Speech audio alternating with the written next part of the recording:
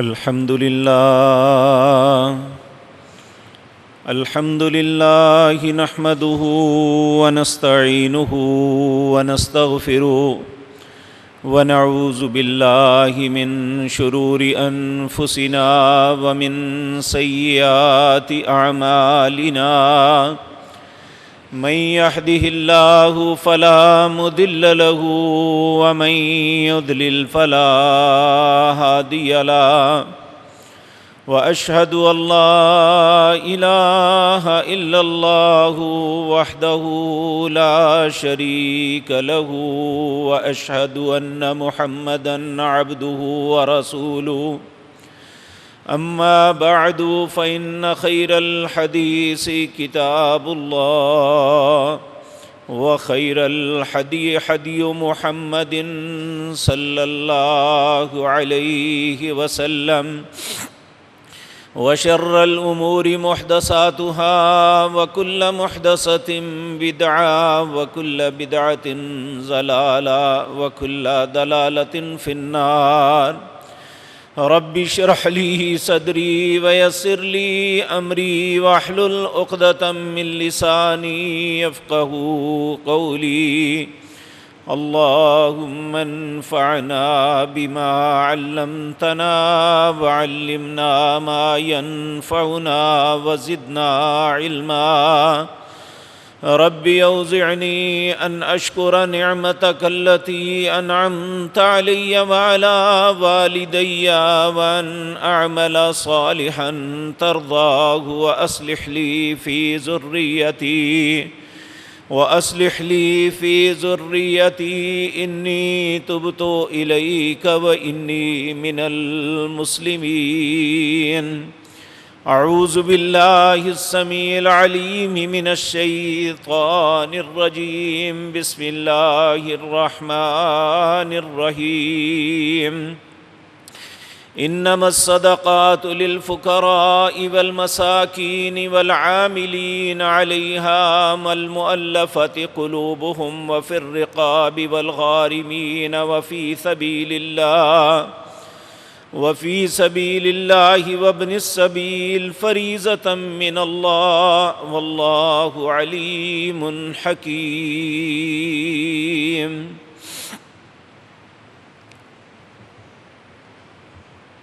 حضرات محترم،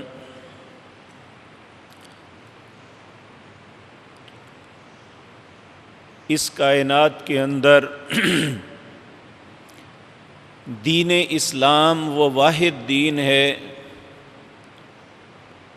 جس کے متعلق اللہ رب العزت نے فرمایا ان الدین عند اللہ الاسلام. اللہ کے نزدیک اگر کوئی دین ہے تو وہ صرف اور صرف اسلام ہے. یاد رکھیں، ہر نبی جو دین لے کے آیا وہ دین اسلام ہی کو لے کے آیا تھا. یہ الگ بات ہے کہ انبیاء کی قوموں نے دین کو جب بدل دیا تو اللہ نے پھر نئے سرے سے ایک نبی کو بھیجا اور اس پہ اپنا خالص دین اتارا. یہ زمانہ اپنی ڈگر پہ چلتا رہا.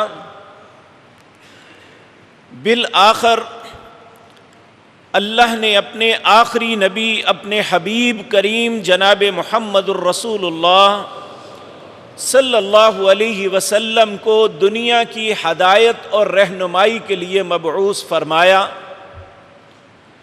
اور آپ کو جو دین دیا اسے دین اسلام کا نام ہی دیا گیا. لیکن ہمارے دین کے معاملات پہلے ادیان سے مختلف یہ ہے کہ پہلی امتیں جب اپنے دین کو بدل دیتی تھی تو پھر اصل دین کہیں نظر نہیں آتا تھا. لیکن اللہ نے یہ احسان کیا امت محمد الرسول اللہ پہ صلی اللہ علیہ وسلم، اسے نہ صرف دین دیا بلکہ ساتھ یہ بھی فرمایا انا نحن نزلنا الذکر وانا لہ لحافظون. ہم نے یہ دین خود دیا ہے اور اس کی حفاظت بھی ہم خود کریں گے. اس دین کی بنیاد ہے قرآن۔ اللہ رب العزت نے قرآن کے متعلق یہ بات فرمائی، بھائی جان یہ اندر والا زیادہ نہ کریں، باہر والا کریں۔ لا یأتیہ الباطل من بین یدیہ ولا من خلفہ، اس قرآن کے نہ آگے سے باطل داخل ہو سکتا ہے نہ پیچھے سے۔ یہ قرآن آج سے 1400 سال پہلے جس طرح ہمارے پیارے نبی جناب محمد الرسول اللہ پہ نازل ہوا صلی اللہ علیہ وسلم، اس کا ایک ایک لفظ، اس کی ایک ایک نقطہ، اس کی ایک ایک زبر اور پیش اسی طرح ہے جس طرح اللہ نے جناب محمد الرسول اللہ پہ نازل کی تھی۔ یہ اسلام ایک ایسا دین ہے جو ہماری زندگی کے جتنے بھی معاملات ہیں ان سارے معاملات میں ہماری رہنمائی کرتا ہے۔ وہ ہماری عبادات ہے، وہ ہماری معاشیات ہے، وہ ہماری معاشرت ہے، وہ ہمارا خاندانی نظام ہے، وہ علی ھذا القیاس ایک فرد سے لے کر پوری ملت تک انسان نے اپنی زندگی کو کیسے گزارنا ہے، اللہ رب العزت نے اپنے حبیب کریم پر یہ قرآن نازل کر کے سب کچھ بتا دیا۔ تفصیلا لکل شیء، اللہ نے اس قرآن میں ہر چیز کی تفصیل بیان کی، اور اس کی تشریح، اس کا حق اس کائنات میں صرف ایک شخصیت کو ہے، اور ان کا نام محمد الرسول اللہ ہے صلی اللہ علیہ وسلم۔ اللہ رب العزت نے قرآن کریم میں یہ خود بیان فرمایا کہ ہم نے صرف قرآن کو نازل ہی نہیں کیا، ثم ان علینا بیانا، ہم نے اس کا بیان، اس کی تفصیل، اس کی تفسیر آپ کو سکھائی۔ نبی مکرم اللہ ہزاروں کروڑوں درود و سلام بھیجے آپ پر، آپ نے ہماری زندگی کے ہر معاملے میں ہماری رہنمائی فرما دی۔ میرے عزیز بھائیوں، اس میں کوئی شک نہیں کہ اسلام ہماری زندگی کے ہر معاملے میں ہماری رہنمائی کرتا ہے، لیکن یاد رکھیں اسلام کی جو عمارت ہے یہ 5 چیزوں پہ قائم ہے، اس کی بنیاد 5 چیزوں پہ ہے۔ نبی مکرم صلی اللہ علیہ وسلم نے فرمایا، لوگو اگر اسلام کو بنانا چاہتے ہو تو بنی الاسلام علی 5، اسلام 5 چیزوں سے بنتا ہے۔ نمبر 1، شہادت اللہ الہ الا اللہ وان محمد الرسول اللہ، کہ تم شہادت دو کہ اللہ کے علاوہ کوئی الہ نہیں ہے اور محمد الرسول اللہ صلی اللہ علیہ وسلم کے علاوہ کوئی رہبر نہیں ہے، پہلی بات۔ دوسری، اقام الصلاۃ، نماز کو قائم کرنا۔ تیسری بات، ایتاء الزکاۃ، زکوٰۃ کو ادا کرنا۔ چوتھی بات، والحج، اگر اللہ نے استطاعت دی ہے تو حج کرنا۔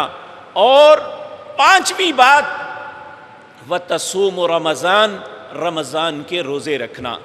گزشتہ جمعے میں روزے کے احکام و مسائل، روزے کی فضیلت اور اہمیت کے متعلق گزارشات کی تھی۔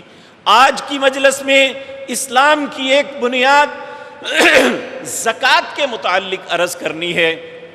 یہاں یہ بات یاد رکھیں، 4 چیزیں ایسی ہیں جو سیدنا آدم علیہ السلام سے لے کر جناب محمد الرسول اللہ صلی اللہ علیہ وسلم پر ہر نبی، 1,24,000 نبی اور 315 کتابیں ہیں، کوئی بھی ایسی کتاب نہیں جس میں ان 4 چیزوں کی فرضیت نہ ہو۔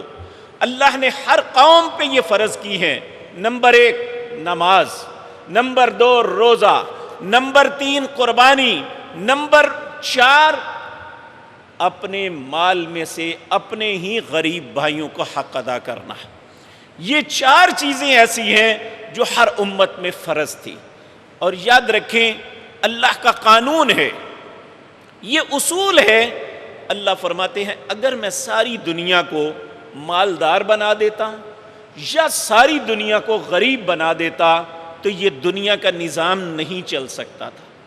اس نظام کو قائم رکھنے کے لیے ہم میں سے ہر انسان کو ایک دوسرے کا پابند بنا دیا، ہم ایک دوسرے کے محتاج بنا دیے گئے. کوئی امیر آدمی اپنے مزدور کے علاوہ کچھ نہیں، اور ایک مزدور آدمی اگر اسے کام نہ ملے تو وہ بھی کچھ نہیں. اس لیے یاد رکھیں، یہ دنیا کا سب سے بڑا کفریہ کلمہ جو ہمارے سیاستدان بولتے ہیں کہ امیر امیر تر، غریب غریب تر. آپ ذرا اپنے تصور میں سوچیں، اپنے ارد گرد ماحول کا جائزہ لیں. کیا اللہ کی بات سچی ہے یا ان لوگوں کی جو اپنی سیاست کو چمکانے کے لیے ایسے نعرے دیتے ہیں؟ اللہ کی بات یہ ہے، تلک الایام نداولها بین الناس، میں لوگوں کے درمیان دن پھیرتا رہتا ہوں. کل کا لینڈ لارڈ، کل کا مل آنر آج مزدوری کرنے پہ مجبور ہے، اور کل کا مزدور آج بہت بڑی بڑی بڑی ملوں کا مالک ہے. کیا ہم اپنی آنکھوں سے اپنے معاشرے میں یہ نہیں دیکھتے؟ تو اللہ رب العزت ہمیں یہ سمجھا رہے ہیں کہ یہ بات یاد رکھو، یہ تمہارے پاس تھوڑا یا زیادہ جتنا بھی رزق ہے یہ تمہاری عقل کی وجہ سے نہیں ملا، تمہاری راز کی وجہ سے نہیں ملا، تمہاری کاریگری کی وجہ سے نہیں ملا، بلکہ اس رزق کی تقسیم کرنے والا میں ہوں. ان اللہ هو الرزاق، بے شک تمہیں رزق دینے والا اللہ ہے. ذو القوۃ المتین، اور اس کی کمانڈ اینڈ کنٹرول بھی اس کے ہاتھ میں ہے. یبسط الرزق لمن یشاء ویقدر، جس کے رزق کو چاہتا ہے کم کر دیتا ہے، جس کے رزق کو چاہتا ہے دراز کر دیتا ہے، زیادہ دے دیتا ہے. اس میں نہ تعلیم کا دخل ہے، نہ کاریگری کا دخل ہے، نہ عقل و دانش کا دخل ہے. اللہ چاہے تو ایک ایسا شخص جو مجلس میں بیٹھ کے اچھے طریقے سے بات بھی نہیں کر سکتا، اسے اربوں خربوں کا مالک بنا دے، اور ایک پی ایچ ڈی کو اس کی فیکٹری میں لکھنے کے لیے ملازم بنا کے بٹھا دے. یہ اس اللہ کی مرضی ہے. جب یہ سب کچھ ہمیں یہ بات سمجھ آ جائے کہ یہ سب کچھ اللہ کے ہاتھ میں ہے، تو پھر اللہ نے اس رزق کی، اس مال و دولت کی تقسیم کا ایک نظام بنایا ہے جسے نظام زکوٰۃ کہتے ہیں.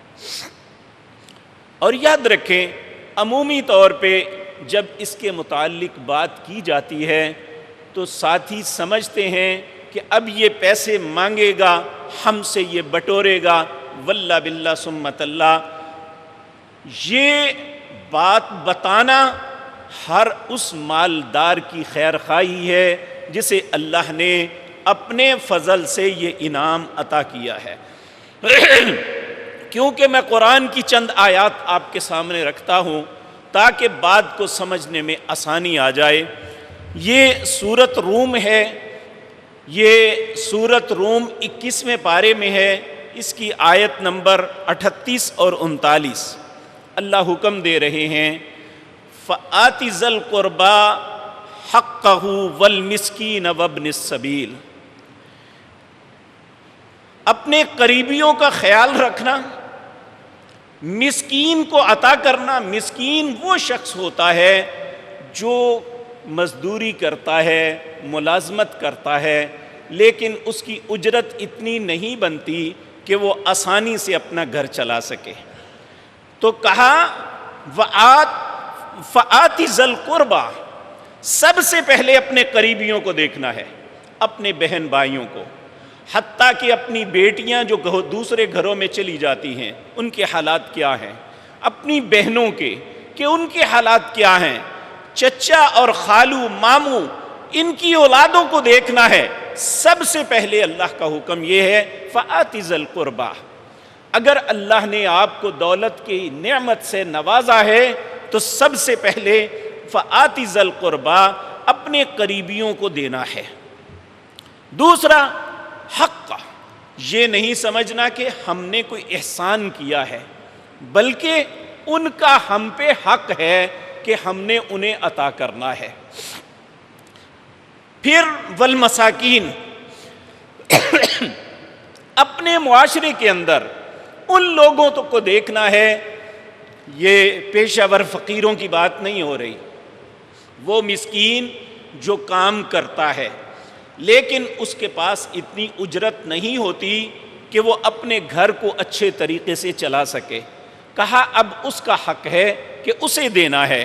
وابن السبیل، اسی طرح وہ مسافر جس کے پاس زاد راہ ختم ہو جائے، بے شک وہ اپنے گھر میں مالدار کیوں نہیں، اس کا حق ہے کہ اسے دیا جائے. اللہ فرماتے ہیں ذالک خیر، یہ تمہارے حق میں بہتر ہے، للذین یریدون وجہ اللہ، ہر اس بندے کے لیے جو اپنے رب کو راضی کرنا چاہتا ہے. اگر ہم اپنے رب کو راضی کرنا چاہتے ہیں، یہ چاہتے ہیں کہ ہمارا مالک ہم پہ خوش ہو جائے، ہمارا مالک ہم پہ رحم کر دے، یریدون ذالک خیر للذین یریدون وجہ اللہ، جو یہ چاہتا ہے کہ اللہ اس پہ راضی ہو جائے، اللہ اس پہ خوش ہو جائے، تو وہ یہ حق ادا کرے. وَأُولَئِكَ هُمُ الْمُفْلِحُونَ، پھر اللہ فرماتے ہیں یہی لوگ ہیں جو کامیاب ہونے والے ہیں، فلاح پانے والے ہیں. تو اس لیے یہ بات کبھی اپنے تنگ دلی محسوس نہ فرمایا کریں کہ اگر کوئی شخص اسلام کے اس رکن کی بات کرتا ہے تو آپ اپنے دل میں تنگی محسوس نہ فرمایا کریں، بلکہ یہ سمجھیں کہ یہ ہماری خیر کر رہا ہے، ہمارے لیے یہ اچھی بات بتا رہا ہے، ہمیں اللہ کا حکم ایک پہنچا رہا ہے. تو میرے عزیز بھائیوں، ایک ہے ہمارا رویہ اپنے کاروبار میں، اپنے معاملات میں، وہ یہ ہے اللہ فرماتے ہیں وَمَا آتَيْتُم مِّن رِّبًا لِّيَرْبُوَ فِي أَمْوَالِ النَّاسِ، جو لوگ سودی معاملات میں اپنا مال دیتے ہیں لوگوں کو کہ ہمارا مال بڑھ جائے، اللہ فرماتے ہیں فَلَا يَرْبُو عِندَ اللَّهِ، یہ سمجھ لیں اللہ کے نزدیک یہ نہیں بڑھتا. وَمَا آتَيْتُم مِّن زَكَاةٍ تُرِيدُونَ وَجْهَ اللَّهِ، جو شخص اپنے مال میں سے زکوٰۃ اللہ کی رضا کے لیے دیتا ہے فَأُولَئِكَ هُمُ الْمُضْعِفُونَ، اللہ کہتے ہیں صرف اس کا مال بڑھتا ہے. اب یہ بات دوسرے مقام پہ اللہ فرماتے ہیں، اللہ نے قاعدہ قانون اور اٹل فیصلہ دے دیا، یمحق اللہ الربا. یہ بات یاد رکھو، ربا، سود، دوسرے سے مال کھینچنا، اس سے مال کبھی نہیں بڑھے گا. یمحق اللہ، اللہ ایسے شخص کے مال کو کم کرتا ہے، اس کی زندگی میں تنگی آتی ہے. وَيُرْبِ الصَّدَقَاتِ، اور جو شخص خیر خواہی، صدقہ کہتے ہیں خیر خواہی کرنا، جو کسی کے ساتھ خیر کرتا ہے، وَيُرْبِ الصَّدَقَاتِ، اللہ اس خیر خواہی کرنے والے کے مال کو بڑھاتے ہیں. اب ایک اصول ہے ہماری اکنامکس کا، ایک اصول ہے اللہ کا، یہ دونوں آپس میں ضد ہیں. ہماری اکنامکس یہ کہتی ہے اگر آپ نے اپنے مال میں سے 100 روپے میں 10 دے دیے، آپ کے 90 رہ گئے، یہی ہے نا. لیکن اللہ کہتا ہے مثل الذین ينفقون اموالهم فی سبیل اللہ، جو شخص اللہ کے راستے میں خرچ کرتا ہے اس کی مثال کیا ہے؟ مثل الذین ينفقون اموالهم فی سبیل اللہ کمثل حبہ، جس طرح ایک زمیندار، ایک کاشتکار ایک دانہ زمین میں بوتا ہے، انبتت 7 سنابل، اس سے ایک پودا نکلتا ہے اور اس پودے پہ ڈالیاں آتی ہیں، ہر ڈالی پہ ایک سٹا لگتا ہے، ایک ایک پودے پہ 7 سٹے لگتے ہیں، ہر سٹے میں 100 دانہ ہوتا ہے. جس طرح دنیا کے اندر پریکٹیکلی ایک کاشتکار اپنی زمین میں ایک دانہ بو کے 700 دانے لیتا ہے، اللہ کہتا ہے یہی مثال اس بندے کی ہے جو میرے رستے میں 1 روپیہ خرچ کرتا ہے، میں اس طرح اس کے مال کو بڑھاتا ہوں. ایک حدیث میں نبی کریم صلی اللہ علیہ وسلم نے فرمایا جو شخص رزق حلال میں سے 1 کھجور خرچ کرتا ہے، اللہ رب العزت اس صدقے کو اپنے دائیں ہاتھ میں لیتے ہیں. اور جس طرح تم اپنی قربانی کے جانوروں کو پالتے موٹا فربا کرتے ہو، اللہ قیامت کے قائم ہونے تک انہیں بڑھاتا رہے گا. اور جب قیامت کا دن ہوگا، جب ریٹرن آپ کو ملے گا، ایک ریٹرن ہے جو دنیا میں ملتا ہے، وہ کیا ہے؟ عشر امثالھا، ایک کے بدلے 10، واللہ یضاعف لمن یشاء، اللہ کسی بھی انسان کے اخلاص کو دیکھتے ہوئے بہت زیادہ بھی بڑھا سکتا ہے۔ لیکن جو آخرت میں جب اس کو ملے گا، اس وقت انسان کو تصور آئے گا، وہ سوچے گا کاش جو کچھ تھا میں سب کچھ خرچ کر دیتا۔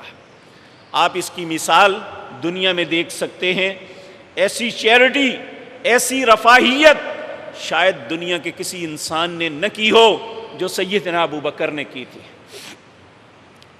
تبوک کا موقع ہے، حضرت عمر رضی اللہ تعالی عنہ، آپ کی ساری زندگی خواہش ہی رہی کاش مجھے موقع مل جائے کہ میں سیدنا ابو بکر کے ساتھ نیکی کے معاملے میں زیادہ بڑھ جاؤں، یعنی ان میں نیکی میں رقابت تھی، نیکی میں مقابلہ تھا۔ ہم اور چیزوں میں مقابلہ کرتے ہیں، حسن میں مقابلہ کرتے ہیں، مال میں مقابلہ کرتے ہیں، دوڑ میں مقابلہ کرتے ہیں، ایکسرسائز کر کے باڈی بلڈنگ میں ایک جسم کے اعتبار سے مقابلہ کرتے ہیں۔ صحابہ کرام رضوان اللہ علیہم اجمعین، ان کی زندگی کا مقصد نیکی میں، اچھائی میں، اللہ کی رضا میں مقابلہ کرنا تھا۔ سیدنا عمر ساری زندگی اسی خواہش کو لے کے کہ کاش کبھی زندگی میں مجھے موقع مل جائے، میں ایسی نیکی کروں کہ جس دن سیدنا ابو بکر سے بڑھ جاؤں۔ کہتے ہیں کہ جب تبوک کا موقع آیا، نبی کریم صلی اللہ علیہ وسلم نے کہا کہ بھائی اللہ کے راستے میں خرچ کرو، ہم نے جہاد کے لیے جانا ہے۔ حضرت عمر کہتے ہیں میں نے سوچا میری زندگی میں اتنا مال میرے پاس نہیں تھا جتنا آج ہے، میں نے اپنے مال کو آدھا کیا، جو ایک پہاڑ کی طرح ڈھیر لگ گیا، میں نے وہ سارا اٹھوایا، مسجد نبوی میں لے گیا اور وہاں جا کے رسول اللہ کی خدمت میں پیش کر دیا۔ نبی کریم صلی اللہ علیہ وسلم کی عادت مبارک تھی، جب بھی کوئی نیکی کا کام کرتا، بلائی اور اچھائی کرتا، اس سے پوچھتے، وہ جب بتاتا کہ میں نے یہ کیا ہے، آپ اس کے لیے دعا فرماتے، کیونکہ اللہ نے حکم دیا خذ من اموالہم صدقۃ تطہرہم وتزکیہم وصلی علیہم، جب آپ ان سے اللہ کے راستے میں مال لیں تو ان کے لیے دعا کریں، آپ کی دعا کرنا ان کے لیے دل کا سکون کا سبب بنے گا۔ تو نبی کریم ان کے لیے دعا فرماتے، اور اس کائنات میں نبی کریم کی دعا سے بہتر کس کی ہو سکتی ہے؟ تو نبی کریم صلی اللہ علیہ وسلم نے سیدنا عمر سے پوچھا عمر کیا لے کے آئے ہو؟ کہا یا رسول اللہ صلی اللہ علیہ وسلم آدھا مال گھر چھوڑ آیا ہوں، آدھا مال لے کے آ گیا ہوں۔ آپ نے فرمایا اللہ آپ کو برکت دے۔ تھوڑی دیر گزری، سیدنا ابو بکر تشریف لائے، ایک چھوٹا سا ایک رومال ہے، اس کے اندر کچھ چیزیں ہیں، اور ان ساری چیزوں کو ہاتھ میں پکڑ کے لائے، نبی کریم کی خدمت میں پیش کر دیا۔ نبی کریم نے پوچھا ابو بکر کیا لے کے آئے ہو؟ کہا اللہ اور اس کے رسول کی محبت گھر چھوڑ آیا ہوں، باقی سب کچھ لے آیا ہوں۔ نبی کریم صلی اللہ علیہ وسلم اللہ اکبر اللہ اکبر اللہ اکبر کہہ کے کھڑے ہو گئے۔ کہا آج درہم دینار سے بڑھ گیا۔ درہم یہ چاندی کا سکہ تھا، دینار سونے کا سکہ تھا۔ کہا آج درہم دینار سے بڑھ گیا، یعنی ان کی نیکی کا جذبہ جو ہے ان کا مقابلہ کائنات میں کوئی نہیں کر سکا۔ اس لیے چاہے تھوڑا خرچ کریں، آپ کے پاس تھوڑا ہے تو تھوڑا دے دیں۔ نبی کریم نے جب یہی بات کہی تو ایک مزدور آدمی، اس نے کہا میرے پاس تو کچھ نہیں ہے۔ اس نے جا کے سارا دن مزدوری کی، رات کو اجرت کے طور پہ تھوڑی سی 1 کلو کے قریب کھجوریں ملی، وہ کھجوریں ہی لے کے نبی کریم کے پاس آ گیا۔ جب لوگوں نے دیکھا تو ہنس پڑے، لو جی ایک ہی لے کے آیا جی۔ نبی کریم صلی اللہ علیہ وسلم کو جب علم ہوا تو آپ صلی اللہ علیہ وسلم نے فرمایا اس کی کھجوریں میرے پاس لاؤ۔ لائی گئی، آپ نے وہ اپنے ہاتھ مبارک سے پکڑ کے پورے مال کے اوپر بکھیر دی۔ کہا جو تمہارا اخلاص ہے تم سب سے بڑھ کے اس بندے کا اخلاص ہے جس نے سارا دن مزدوری کر کے پھر بھی اللہ کے رستے میں دینے کے لیے دے دیا۔ تو اس لیے میرے عزیز بھائیو یہ بات یاد رکھیں، اللہ کے رستے میں خرچ کرنا یہ اس سے بڑھ کے دنیا میں فضیلت والی بات نہیں ہے۔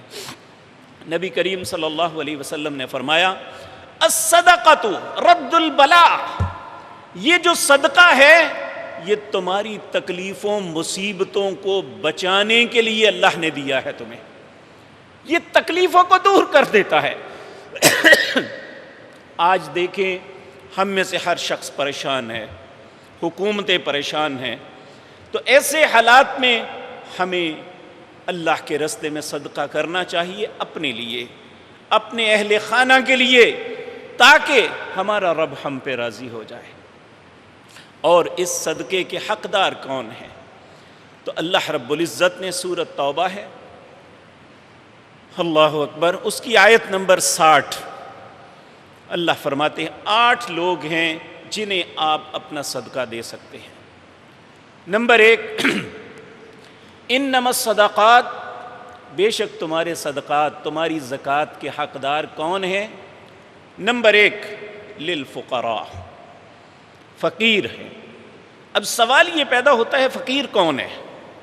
کیا یہ مانگنے والے؟ نہیں میرے بھائیوں، سیدنا عمر رضی اللہ تعالیٰ عنہ نے ایک دفعہ دیکھا کہ 2 فقیر آ رہے، انہوں نے مشکیں بھر کے پیچھے آٹے کی لادی ہوئی تھی۔ آپ نے فرمایا ان سے لے لو، جو صدقے کے اونٹ ہیں انہیں گھول کے پلا دو، انہوں نے تو پھر مانگ لینا ہے، ان کے پاس اس سے زیادہ بھی ہوگا، انہوں نے پھر بھی مانگنا ہے۔ اصل میں یہ فقیر نہیں ہے، یہ پیشہ ور گداگر ہے۔ اصل فقیر کون ہے؟ قرآن کریم سورۃ بقرہ 3 پارے کے اندر اللہ فرماتے ہیں للفقراء، فقراء وہ ہیں احصروا فی سبیل اللہ، جنہیں اللہ کے رستے میں قید کر دیا جاتا ہے، بند کر دیا جاتا ہے، جس طرح کشمیر کے مسلمان، سوریہ شام کے مسلمان، فلسطین کے مسلمان، یا ہمارے معاشرے میں ایسا شخص جسے دین کی وجہ سے پکڑ لیا جاتا ہے، اسے قید کر دیا جاتا ہے، حالانکہ قصور اس کا صرف دین ہے، تو ایسا شخص پہلا فقیر ہے۔ للفقراء الذین احصروا فی سبیل اللہ۔ نمبر 2 کون فقیر ہے؟ لا یستطیعون ضربا فی الارض، اپاہج ہے، نبینا ہے، ہاتھ نہیں ہے، پولیو زدہ ہے، ٹانگیں نہیں ہیں، یا کسی بیماری نے اتنا لاغر کر دیا ہے کہ وہ کام نہیں کر سکتا۔ لا یستطیعون ضربا فی الارض، اس کے باوجود مانگتا نہیں ہے، ہاتھ نہیں پھیلاتا۔ یحسبہم الجاہل اغنیاء من التعفف، ایسا سفید پوش جو کسی کو اپنا غم، اپنی پریشانی، اپنے گھر کے حالات نہیں بتاتا، اس کی چہرے کی پریشانی کو دیکھ کے لوگوں کو علم ہوتا ہے کہ یہ کسی معاملے میں پریشان ہے۔ تیسرا فقیر یہ ہے لا یستطیعون ضربا فی الارض یحسبهم الجاہل اغنیاء من التعفف تعرفهم بسیماہم، ان کے چہروں کی پریشانی سے پتہ چلے گا کہ یہ شخص پریشان ہے۔ لا یسألون الناس الحافا، جو واقعتاً فقیر ہے وہ کبھی بھی چمٹ کے نہیں مانگتا۔ یہ اللہ نے قرآن کے اندر اصول بیان فرمایا۔ تو آپ کے صدقات کے سب سے زیادہ حقدار وہ فقیر ہیں، اور یاد رکھیں ان فقراء میں بھی سب سے پہلے حقدار ہمارے بہن بھائی ہیں، کیونکہ اللہ نے ایک باپ کی اولاد کو ایک جیسا نہیں بنایا، ان کے چہرے بھی الگ، ان کے رزق کی تقسیم بھی الگ، ان کے معاملات بھی الگ۔ تو اگر خدا نخواستہ اللہ کسی کو ایسی آزمائش میں مبتلا نہ کرے، اگر بہن بھائیوں میں، بیٹے بیٹیوں میں جو کفالت سے نکل گئے ہیں، اگر کوئی ہے تو سب سے پہلے وہ حقدار ہے۔ یہاں ایک بات ذہن میں رکھیں، ماں باپ کو یہ صدقہ یا زکوٰۃ نہیں دی جا سکتی، اس لیے کہ آپ کے مال میں سے آپ سے زیادہ حق آپ کے ماں باپ کا ہے۔ آپ کے پاس جو کچھ ہے، آپ سے زیادہ، حالانکہ آپ کہیں گے کہ میں نے کمایا، ٹھیک ہے آپ نے کمایا، لیکن آپ کے مال میں سے، آپ کے مال کے خود آپ اتنے حقدار نہیں ہیں جتنے آپ کے والدین ہیں۔ آپ کی والدہ محترمہ ہے یا آپ کے والد محترم ہیں، وہ کچھ بھی کریں ان کا حق ہے، انہیں زکوٰۃ نہیں دی جا سکتی۔ ان آپ کے مال میں سے اللہ نے ان کا حق بنایا ہے، اس لیے وہ اسی حق کے مستحق ہیں۔ کہیں بھی اللہ نے یہ نہیں کہا کہ ماں باپ پہ صدقہ کرو، یہاں بھی کہا ماں باپ پہ احسان کرو۔ اور دوسرا، زکوٰۃ کا حقدار ہے مسکین۔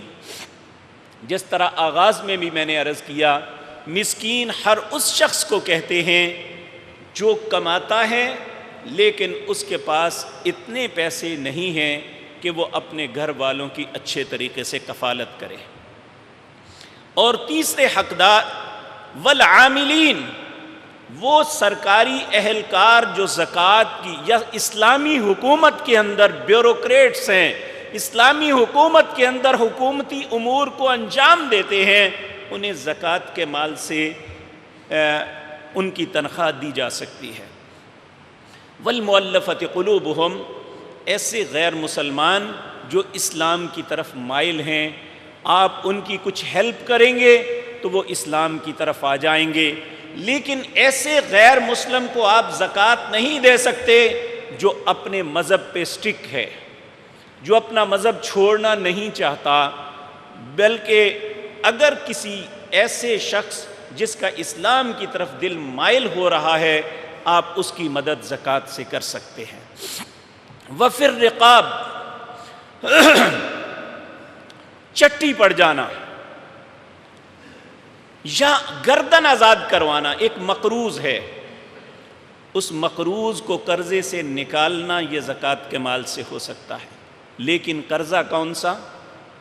جو جوئے سے نہیں چڑھا ہوا، جو سود پہ بینک سے لے کے نہیں چڑھا ہوا، بلکہ کاروباری کرائسس کی وجہ سے اس پہ قرضہ آ گیا، یا گھر عیالداری بڑی ہے تو وہ مقروض ہو گیا۔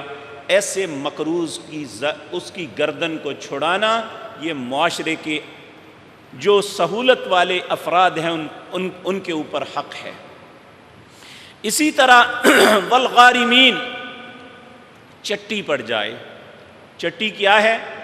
کہ آپ کو کسی معاملے میں منصف بنایا جاتا ہے کہ ان دونوں کے درمیان لین دین کا جھگڑا ہے، آپ جھگڑے کو ختم کرنے کے لیے کہتے ہیں اگر یہ شخص آپ کی رقم نہیں دے گا تو میں دے دوں گا۔ اب وہ رقم نہیں دیتا تو اللہ آپ کو کہتا ہے کہ آپ رقم جو وعدہ کیا تھا وہ دیں، لیکن اللہ دو معاملے میں آپ کی مدد کرتا ہے۔ آپ لوگوں سے زکوٰۃ اکٹھی کر کے وہ چٹی بھر سکتے ہیں، اور اپنی زکوٰۃ میں سے بھی وہ چٹی کے پیسے دے سکتے ہیں۔ ایک زکوٰۃ کی مد یہ ہے، اور ایک ہے فی سبیل اللہ، اللہ کے رستے میں کوئی بھی کام ہے، وہ مدرسہ چل رہا ہے، وہ رفاہی ہسپتال ہے، وہ کوئی یتیم خانہ ہے، علی ھذا القیاس کوئی بھی ایسا کام جو رفاہیت کے نام پہ ہو رہا ہے، یہ فی سبیل اللہ میں آتا ہے، اس میں بھی زکوٰۃ کا مال دے سکتے ہیں۔ وابن السبیل، اور ایسا مسافر جو بیچارہ اپنا زاد راہ ختم کر بیٹھا، اسے بھی آپ اپنے زکوٰۃ کے مال میں سے دے سکتے ہیں۔ یہ 8 مدیں ہیں جن کو زکوٰۃ دی جا سکتی ہے، بلکہ دینی چاہیے۔ اب سوال یہ پیدا ہوتا ہے زکوٰۃ کون دے؟ تو میرے عزیز بھائیو، نبی کریم صلی اللہ علیہ وسلم نے تجار کے لیے جو معیار مقرر فرمایا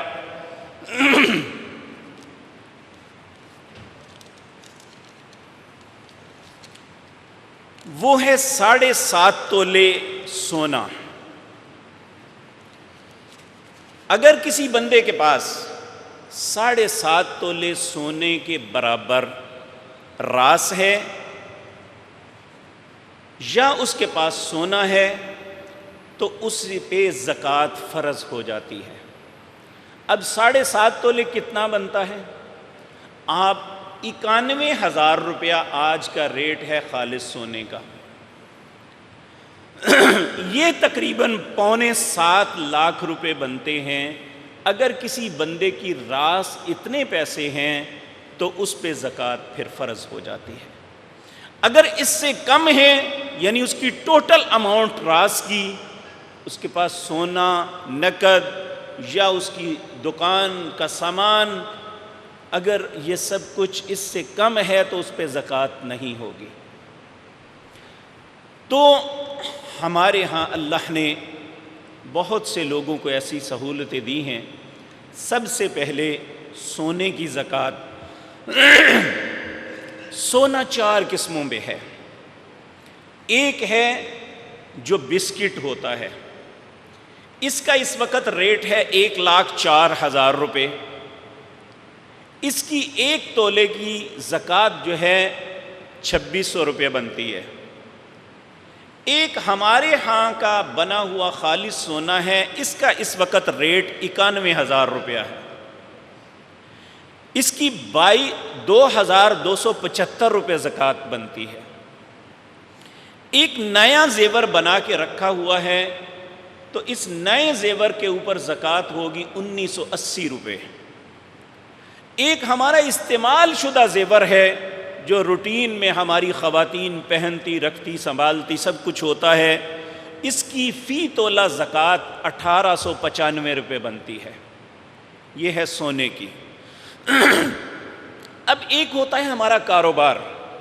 کاروبار کے معاملے میں یہ یاد رکھیں، سب سے پہلے ٹریڈنگ ہے۔ ٹریڈنگ کے اندر انسان نے کس طرح حساب کرنا ہے؟ سب سے پہلے اپنا مال گنے گا جو بھی دکان پہ ہے، ڈیکوریشن نہیں گنی جائے گی، دکان کی عمارت نہیں گنی جائے گی، اس زمین کی قیمت نہیں گنی جائے گی، اس کے اندر جو مال ہے اس کو گنا جائے گا۔ اب کچھ پیسے ایسے ہوتے ہیں جو ہر دکاندار نے لوگوں سے لینے ہوتے ہیں، وہ جو لینے ہیں وہ اپنے مال کو گن کے اس میں جمع کر لیں۔ کچھ پیسے ایسے ہیں جو پیچھے پارٹیوں کو دینے ہوتے ہیں، ان کو اس مال میں سے نکال لیں تو وہ آپ کی راس بن جائے گی۔ اس میں سال میں 1 دن مقرر کر لیں جب آپ نے اس مال کو گن لینا ہے، جس دن آپ نے گننا ہے اس دن کے مطابق آپ اس کی زکوٰۃ دے دیں۔ وہ 1 لاکھ روپے کی 2,500 روپیہ ہوگی، جتنے بھی کروڑوں میں ہیں، اربوں میں ہیں، اس کے مطابق زکوٰۃ ادا کی جائے گی۔ اسی طرح ایک فیکٹری آنر ہے، فیکٹری میں کچھ خام مال بنا ہوتا ہے، کچھ راب مال ہوتا ہے، یہ دونوں مال گننے ہیں۔ مشینری پہ زکوٰۃ نہیں ہے، بلڈنگ پہ زکوٰۃ نہیں ہے، جس جگہ پہ کام کر رہے ہیں اس کی قیمت پہ زکوٰۃ نہیں ہے۔ کس پہ ہے؟ جو آپ کا خام مال ہے، جو آپ کا راب مال ہے، اور جو آپ کے پاس نقد اثاثے ہیں، چاہے وہ سونے کی صورت میں ہے یا روپوں کی صورت میں، اس ساری چیزوں کو آپ نے لکھ لینا ہے۔ پھر آپ نے وہ پیسے جو لوگوں سے لینے ہیں وہ اس میں جمع کر لینے ہیں، اور وہ پیسے نکال دینے ہیں جو آپ نے دینے ہیں، یہ آپ کی اصل زر، اصل اثاثہ بن جائے گا۔ اس میں سے 1 لاکھ کے عوض 2,500 روپیہ آپ نے زکوٰۃ دینی ہے۔ یہاں یہ بات یاد رکھیں، ہمارے کھاتوں میں کچھ آئٹمز ایسی ہوتی ہیں جسے ڈیڈ آئٹم کہتے ہیں، کہ بعض پارٹیاں کام بھی نہیں کرتی، سال ہر سال سے پیسے بھی نہیں دیتی، تو ایسی صورت میں ان پیسوں کو آپ نے ڈیڈ کھاتے میں لکھ لینا ہے۔ جب تک وہ پیسے آپ کو نہیں ملیں گے تب تک اس کی زکوٰۃ آپ پہ نہیں ہے، جب وہ پیسے مل جائیں گے پھر اس کی زکوٰۃ آپ نے دینی ہے۔ اسی طرح کچھ بھائی دستی قرض حسنہ کے طور پہ کچھ پیسے اپنے دوست احباب کو دے دیتے ہیں، یا کسی ضرورت مند کو اسے ضرورت پڑی وہ آپ سے لے لیتا ہے، تو جو پیسے آپ نے قرض حسنہ جس سے آپ کوئی فائدہ نہیں لے رہے، آپ کسی بھی انسان کو دیتے ہیں تو جب تک وہ پیسے آپ کو واپس نہیں ملتے آپ پہ اس کی زکوٰۃ نہیں ہے۔ اسی طرح تجارت کی ایک ذریعہ ہے کاشتکاری۔ کاشتکاری میں یہاں زکوٰۃ ہے 1,00,000 میں 2,500 روپیہ، لیکن جب ہم کاشتکاری میں کریں گے سبزیوں اور پھلوں پہ زکوٰۃ نہیں، اناج پہ زکوٰۃ ہوتی ہے، اور کھجور بھی اناج میں ہے۔ اگر ایک شخص وہ آسمانی پانی سے اس کی زمین سیراب ہوتی ہے تو وہ 10 من میں سے 1 من عشر دے گا۔ اگر وہ پانی قیمتاً یعنی بجلی کے ذریعے، کنویں کے ذریعے، نہری آبیانہ دے کے پانی خرید کے لگاتا ہے پھر 20 من میں سے 1 من اس کا عشر ہوگا۔ آج کنک کاٹی ہے، بہت سے ذمہ دار لا علمی کی وجہ سے ایسا نہیں کر پاتے۔ اللہ نے برکت ہی اس میں رکھی ہے کہ جب اللہ کا حق دے دیا جائے۔ پیچھے شہباز شریف کے دور میں ایک دفعہ پنجاب میں ایک چیلنج ہوا کہ جو شخص سب سے زیادہ محنت کرے گا اور اس کی زمین سے سب سے زیادہ جو گندم آئے گی اسے انعام دیا جائے گا۔ مجھے اس وقت وہ بات تو یاد نہیں کہ انعام کیا، سونے کی کوئی چیز دی گئی تھی۔ ساہیوال کا ایک ذمہ دار تھا، اس نے یہ انعام جیتا۔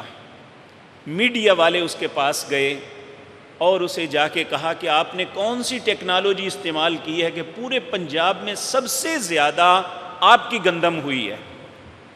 اس نے کہا کوئی ٹیکنالوجی نہیں، میں نے اپنی زندگی میں اللہ کا حق کبھی نہیں رکھا، یہی وجہ ہے اللہ نے مجھے دی ہے۔ یہ میڈیا اتنا بدبخت اور بے غیرت ہے کہ اس نے اس کی بات کو ہائی لائٹ نہیں کیا تھا۔ اگر وہ کہتا کہ فلاں ٹیکنالوجی کی وجہ سے ہوا ہے تو شاید یہ شور مچا دیتے کہ ٹیکنالوجی کی جیت ہو گئی، لیکن اس نے کہا کہ میرے پاس کوئی ٹیکنالوجی نہیں، میری کسی محنت کا کوئی ثمرہ نہیں، میں اپنے رب کا حق دیتا ہوں، اس لیے میرا رب مجھے میرا حق دیتا ہے۔ تو اس لیے میرے عزیز بھائیو، ہم مسلمان ہیں، خصوصاً آپ وہ لوگ ہیں جو ایسے حالات میں بھی اللہ کے گھر میں آئے ہیں۔ میں اللہ کی قسم کھا کے کہتا ہوں، مجھے اپنے رب پہ پورا بھروسہ ہے، انشاءاللہ جب لوگ رو رہے ہوں گے، اپنے ہاتھوں کو کاٹ رہے ہوں گے، اللہ اپنے ان بندوں کو جو ان سخت حالات میں بھی اپنے رب کو فراموش نہیں کرتے، اللہ قیامت کے دن بھی الگ کر کے کھڑا کر لے گا کہ تم میرے ہو۔ اور میرے عزیز بھائیوں، میں کسی کے لیے برا نہیں چاہتا، لیکن میں یہ آپ کو بتا دوں، جن لوگوں نے مسجدوں کو اجاڑا ہے وہ دنیا میں کہیں پہ بھی ہے، اللہ انہیں ضرور عبرت کا نشان بنا دے گا۔ پہلے کیفیت یہ تھی کہ مساجد میں نماز پڑھنے والے، اس ملک میں 97% لوگ مسلمان ہیں، نماز پڑھنے والے صرف 2% تھے۔ اس رمضان میں پوزیشن یہ ہے کہ اگر 10 لائنیں پہلے ہوتی تھی اب 2 رہ گئی ہیں۔ کون ذمہ دار ہے ان کا؟ کون جواب دے گا؟ نیکی کا حق جو چھین لیا گیا کون بتائے گا؟ آج دنیا کے قانون تو شاید ان لوگوں کی حمایت کر دیں، کل اللہ کی عدالت میں کون حمایت کرے گا؟ جس اللہ کو نیکی کے علاوہ کوئی چیز پسند ہی نہیں۔ اللہ رب العزت نے اپنے حبیب کریم صلی اللہ علیہ وسلم کو کہا، اے میرے پیارے حبیب، 2 چیزوں کا مجھ سے سوال کرتے رہا کرو۔ کن 2 چیزوں کا؟ اللہم انی اسألک فعل الخیرات، اے اللہ میں تجھ سے سوال کرتا ہوں اچھے کاموں کے کرنے کا، وترک المنکرات، برے کاموں کے چھوڑنے کا تجھ سے سوال کرتا ہوں۔ پھر نبی کریم خود فرمایا کرتے تھے، اے اللہ اگر میں ایسا نہ کر سکا، میں اچھا کام نہ کر سکا، میں برائی سے بچ نہ سکا، اللہ اس سے بہتر ہے مجھے موت دے دینا۔ آج زندگی کی بھیک کے لیے ہم نے نمازوں کو چھوڑا، زندگی کی بھیک کے لیے اللہ کے گھروں کو ویران کر دیا۔ اے مالک الملک ہمیں معاف کر دے، اللہ ہم پہ رحم کر دے۔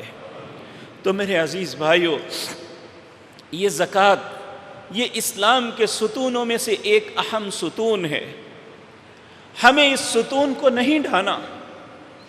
ہاں، ایک بات عمومی طور پہ لوگ پوچھ رہے ہیں، اس میں کوئی شک نہیں، متوسط طبقے کے لیے انتہائی سخت حالات ہیں، ان کے کھاتوں میں پیسے موجود ہیں، پارٹیوں کے پاس ان کے پیسے موجود ہیں، لیکن گھر میں نقد رقم نہیں ہے۔ وہ کہتے ہیں کیا کریں، ہر سال رمضان میں زکوٰۃ نکالتے تھے۔ اللہ رب العزت کبھی کسی بندے کو مجبور کسی بات پہ نہیں کرتا۔ آج نہیں، 10 دن بعد، مہینہ بعد، 2 مہینے بعد کاروبار کھولیں گے تو تب کر دینا۔ آج عزم کر لیں کہ انشاءاللہ جیسے ہی اللہ سہولت پیدا کرے گا، آج اگر سہولت ہے تو ابھی دے دیں، شاید اللہ اسی کی وجہ سے اور سہولت دے دے، اس سہولت میں جلدی کر دے، لیکن اگر نہیں ہے تو آپ اگلے وقت میں جا کے دے دینا، اللہ انشاءاللہ آپ کو رمضان کا ثواب ہی دے گا، کیونکہ یہ مجبوری کی وجہ سے ہے۔ آپ دیکھیں عمومی حالات میں ایسے نماز نہیں ہوتی، لیکن ہمیں بے بس کر دیا گیا، کعبۃ اللہ حرم سے لے کر ہر مسجد میں بے بس کر دیا گیا، حالانکہ پوری دنیا میں ایک کیس بھی ایسا نہیں نکلا جو مسجد میں نماز پڑھنے کی وجہ سے ہوتا ہو۔ تو ہم پھر بھی اے اللہ تیری رضا پہ راضی ہیں، ہم کسی کو کچھ نہیں کہتے، لیکن ہم تیری منت تو کر سکتے ہیں۔ اے اللہ تو اس امت پر رحم کر دے، اے اللہ ہماری خطاؤں کو معاف کر دے، اے اللہ ہمارے لیے دنیا اور آخرت کے ہر آسانی کا دروازہ کھول دے۔ اے مالک الملک، جب رات کے اندھیرے چاروں طرف چھائے ہوتے ہیں، اے اللہ تو دن کا سورج، دن کی روشنی نمودار کر دیتا ہے، رات کے اندھیروں کو ختم کر دیتا ہے۔ اے اللہ تو مردوں کو زندہ کر لیتا ہے، اے اللہ تو بیماروں کو شفا کیوں نہیں دے سکتا؟ اے اللہ ہمارے بیماروں کو شفا دے دے۔ اے اللہ جو بھی اس بلا اس وبا میں مبتلا ہے، اے اللہ اسے درست فرما دے۔ اے اللہ آئندہ کے لیے ہر مسلمان کو اس معاملے میں حفاظت فرما۔ اے مالک الملک، ہم سمجھتے ہیں یہ ہمارا میڈیا کہتا ہے مولوی ضد کرتے ہیں، یہ حکومت میں حکومت بنانے کی کوشش کرتے ہیں۔ واللہ باللہ سمت اللہ، ہماری کوئی ضد نہیں ہے، ہمارا یہ ایمان ہے کہ ان یمسسک اللہ بضر فلا کاشف لہ الا ہو۔ اللہ کہتے ہیں اگر میں کسی کو تکلیف میں مبتلا کر دوں تو اللہ کے علاوہ اسے تکلیف سے کوئی نہیں نکال سکتا۔ وَإِن يُرِدْكَ بِخَيْرٍ فَلَا رَادَّ لِفَضْلِهِ، اگر اللہ اپنا فضل فرمانا چاہے تو اللہ کے فضل سے کوئی کسی کو نہیں روک سکتا۔ جب یہ سب کچھ اللہ کے ہاتھ میں ہے تو ہم صرف مساجد میں اس لیے آنا چاہتے ہیں کہ ہم اللہ سے اس کا فضل مانگیں۔ ہم مساجد میں صرف اس لیے اکٹھا ہونا چاہتے ہیں کہ ہم اللہ سے اس بلا اس وبا سے نجات کے لیے التجائیں کریں، اس کے سامنے گریہ زاری کریں، اور اللہ ہی ہمیں اس سے نجات دے گا انشاءاللہ۔ اللہ ہی ہمارے نقصانات کا ازالہ کرے گا۔ دیکھیں، ایک دعا کو آپ اپنی زندگی کا حصہ بنائیں، خصوصاً ان حالات میں۔ نبی کریم صلی اللہ علیہ وسلم آپ یہ دعا اکثر مانگا کرتے تھے، اللہم قنعنی بما رزقتنی، اے اللہ جو تو نے مجھے رزق دیا ہے اس پہ قناعت عطا فرما دے، لیکن ایک التجا ہے میرے مالک، وبارک لی فی، جو کچھ تو نے دیا ہے اس میں برکت عطا فرما دے، وخلف علی کل فائتۃ بخیر، اے اللہ بہت سی چیزیں جو ہم سے چھن گئی دیکھیں اگر اتنے دن کام ہوتا تو کتنے فوائد اللہ ہر انسان کو عطا کرتا. وہ ہم سے فوت ہوئے.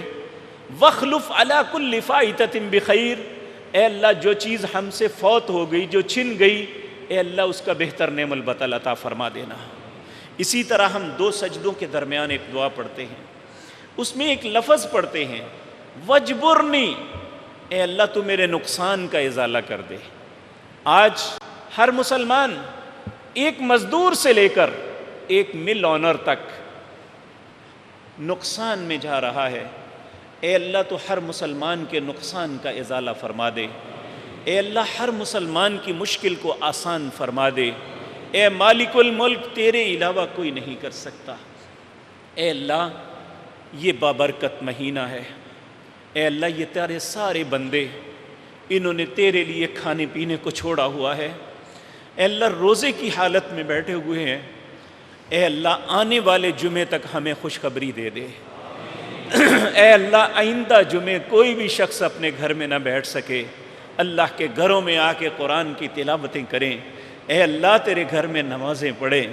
اور میں اس بات پہ بھی خوش ہوں کہ 2 جمعے ہم نے اجڑے ہوئے پڑھے ہیں، چند لوگوں کے ساتھ پڑھے ہیں، دروازوں کو بند کر دیا. آج اگر بہت سے بھائی آئے ہیں تو اے اللہ ان سب کے گھروں کو خوشیوں سے بھر دے. اے اللہ ان سب کے گھروں کو خوشیوں سے بھر دے. اے اللہ ان کے گھروں کو ہر آفت سے بچا لینا. اے اللہ ان سب مسلمانوں کے گھروں کو اے اللہ اپنی خاص رحمت کے سائے عطا فرما دے. اے اللہ ہر مسلمان کی زندگی میں دنیا اور آخرت کی آسانیاں بھر دے.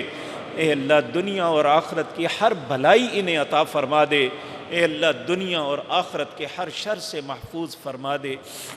اقول قولی ھذا واستغفر